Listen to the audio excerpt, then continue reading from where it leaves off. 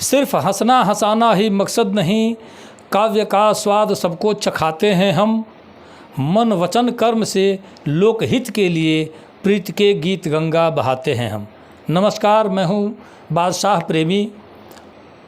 दिनांक 7 अगस्त 2023 दिन सोमवार शाम 7 बजे से भाई संतोष कुमार सिंह जी की दादी और श्री हीरालाल सिंह जी की माता जी के पुण्य स्मृति में आयोजित कार्यक्रम में उपस्थित हो रहा हूं।